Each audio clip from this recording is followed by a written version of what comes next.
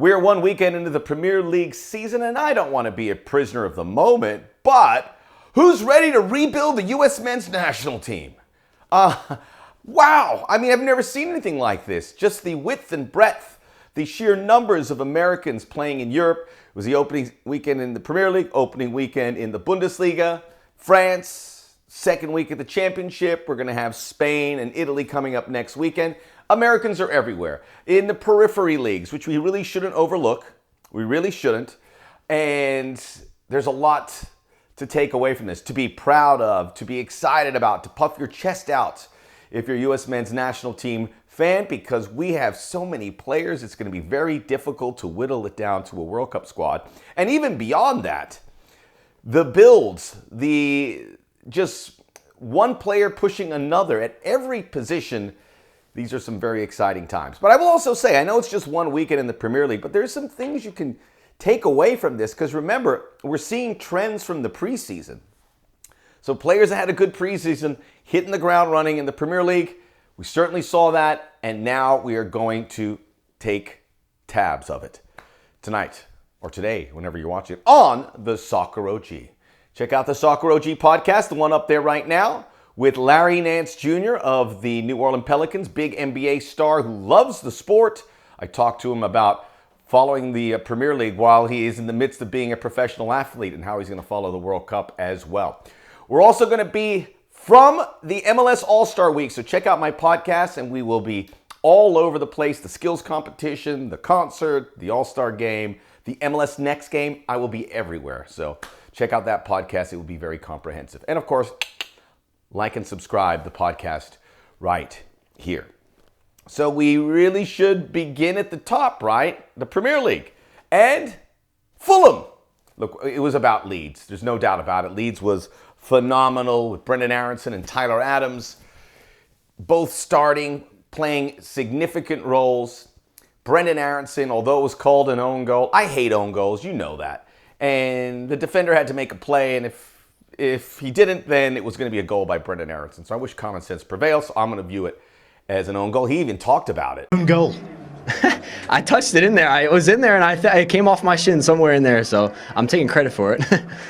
It was all about the late run into the box, shades of Frank Lampard. Yeah, I mean, we've been working on in training this back post run, and you always have to be there. I mean, if I'm not there, then the guy can maybe clear it or something. So just making this back post run. So this is, for many people, including myself, I mean, you can call him the man of the match. He was right in the mix for that. Very prevalent, very hardworking. And this was a guy who delivered in the preseason. So it was no surprise he started. And it's no surprise that he played such a big role for Leeds in this opening weekend as they got the 3 points with their victory over Wolves.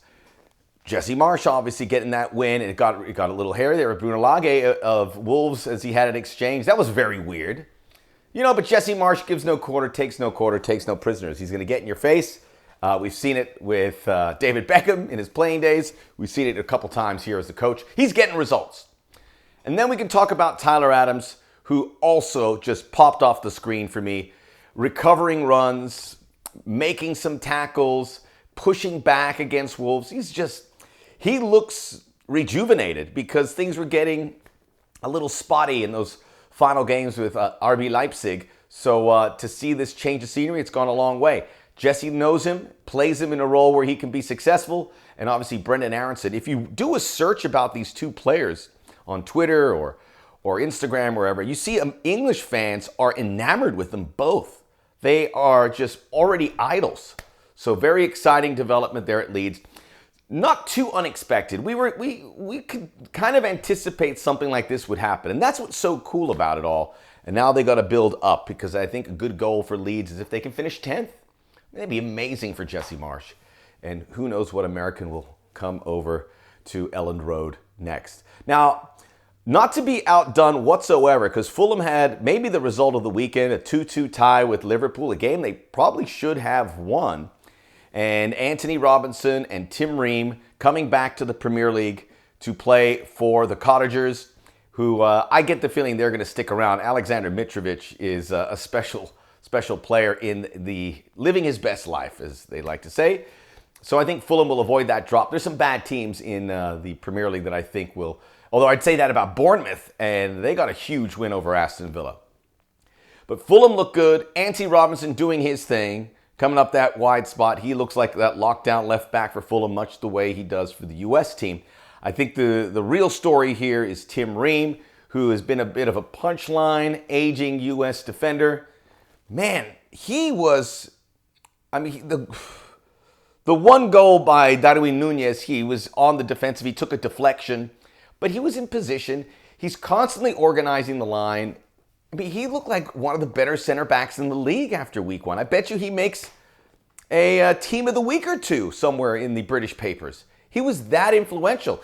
He did a couple intercepts where he anticipated the ball against Liverpool. Tim Ream, based on this one game, should get some interest about that September camp. I'm dead serious. I know you'll roll your eyes, but he is a Premier League defender, and he was playing out of his mind. But he was so confident. Just a good all-round effort from Tim Ream. So that's something that we'll see if it has some staying power. Remember, I think Tim Ream played every game for Fulham last season. He's a hero there at Craven Cottage. Let's stay in the Premier League, and we had Christian Pulisic coming off the bench for Chelsea in a game against Everton, which I watched, and it almost turned me off on soccer. It was so bad. I don't blame Chelsea. And Thomas Tuchel's tactics aren't really breathtaking, swashbuckling football. But Everton, with their 9 players back, that should not be allowed for a club like Everton or in the Premier League. That's what you expect from Burnley. But man, it was just pitching up the ball, headers, But Christian Pulisic did come in late. He's not going to get a lot of minutes. They didn't look good, so maybe there's a window of opportunity as well for him here in the not-too-distant future. And he'll get minutes. It's just going to be a grind. But he had a nice play where he pressed, was it Jordan Pickford into a mistake, and he got a free kick. And I thought they didn't play advantage, and maybe if they did, Pulisic could have had a shot on target. So okay for Christian Pulisic, but doesn't it feel like Brendan Aronson is now the poster boy in England? Or at least he's pushing Pulisic. Pulisic needs to get minutes. I thought he had a good preseason, and Chelsea need him with Lukaku and Timo Werner no longer there. Timo Werner, we'll have to see, but Havertz, Mount, and Sterling, and he's like the next one up. So there's a possibility as well that Christian Pulisic will get minutes, maybe not start a lot, but that's one to keep tabs on. Now, let's go to the championship while we stay in England before we pivot to Germany in a bit. And it was really highlighted by a shocking goalkeeping mistake by Zach Steffen at Middlesbrough, who, by the way, Middlesbrough now going to bring in Matthew Hoppe. So that's an exciting development for a player who got lost the last season while he was in Spain. I don't know how much he's going to play at Middlesbrough. I think they like the players they have in the attack again. Zach Steffen's mistake, he couldn't see the ball from a corner and he flailed at it. The problem with that, it's a mistake we've seen him make several times. So it was very discouraging to see it because you're like, you think, okay, he's the number one. Can we depend on him to not do that? And I don't think we can say that. And we have enough of a sample size to be very worried about him. So we'll keep an eye. Hopefully he can go a long stretch without a mistake like that. But there's these big mistakes every 3 or 4 games for a goalkeeper who hasn't played a lot of games lately. You can count them. It's almost a mistake every other game. So, concern there. Ethan Horvath started again for Luton Town. Solid. Matt Turner not getting there for Arsenal, going back to the Premier League. We'll keep tabs on how many games he should get. But obviously Matt Turner looks like he could be the number one, depending on what Zach Steffen does. So it's going to be one of those 3 guys. And those 3 and maybe Sean Johnson or Horvath make the squad. But we're worried about the starter. So that was a little worrisome. Josh Sargent came off the bench for Norwich. Not a great start there after 2 games at a club that is really, really poor. And even in the championship terms are very poor. So Josh Sargent, we worry about him. Daryl Dike, I'm recording this on a Sunday. He plays Watford and West Brom. on a Monday. I don't think he'll start. It's probably too late for him to get into the Qatar situation because I don't think he's going to get the minutes to really go. They like who they have in front of them as well. He's going to have to work hard to get more playing time. So he's kind of in a bad spot, but he wasn't in the mix to start off with, and we're 3 months away from the World Cup. The one great story, and I don't know if this is a guy who can get into the mix for the men's national team, is Austin Trusty from the Colorado Rapids. Went to Arsenal, loaned to Birmingham City. They love him there. In 2 games, started both. They play a back three. He plays on the left side, kind of like the back three with Chris Richards we saw sometimes at Hoffenheim, which was very effective.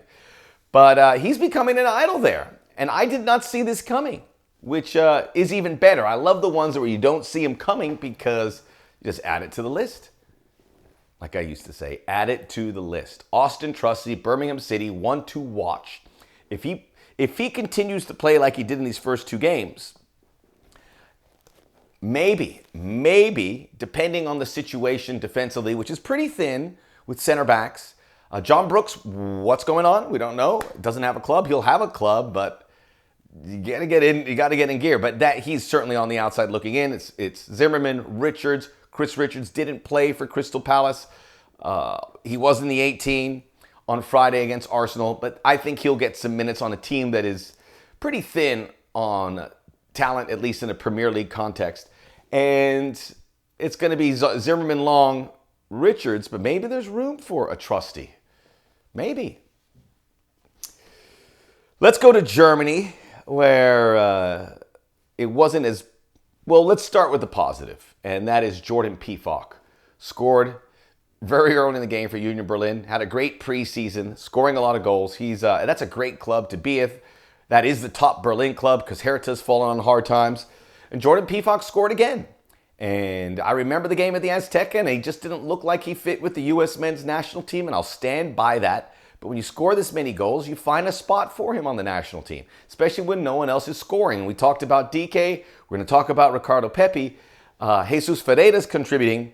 But who else? Haji Wright opened his Turkish account at Antalyaspor, and he kind of falls in the Jordan Pefok area of not quite fitting in the system that Greg Berhalter plays. But Pefok's being much more prolific.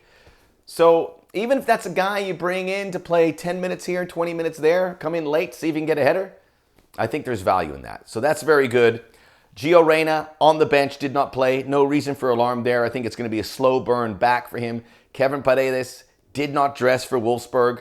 Joe Scally, 84 minutes for Mönchengladbach. Don't think he can get into the Qatar mix, but that's great for this young defender coming out and starting the first game for a team that won 3-1 and looks pretty good. He's back in those good graces after he had a bit of a spotty finish to last season. So let's talk about Ricardo Pepi. It's not great. Not great. So Augsburg played Freiburg. Pepi on the bench. And again, when you're looking at the preseason determines who's going to start that first game. And Pepi's not there. He came in, 15 minutes. Did have a shot on goal, or almost a shot on goal. It was something to take out of this experience. But it's discouraging. Now, first of all, the guy that he played behind, Mikhail Gregorich, transferred to Freiburg, and he was a menace scoring against Augsburg. And that's the guy that, since he moved on, you figured Pepi would slot in there. But they got thumped. He is way down the pecking order. This is worrisome for the player because we had hoped he had dedicated in the offseason that it would lead to this. He's still a young player, and Augsburg looked really bad, and I don't know what this means for him. But it's not one of these stories that warms you and tickles you all over, right? It's not one of those whatsoever.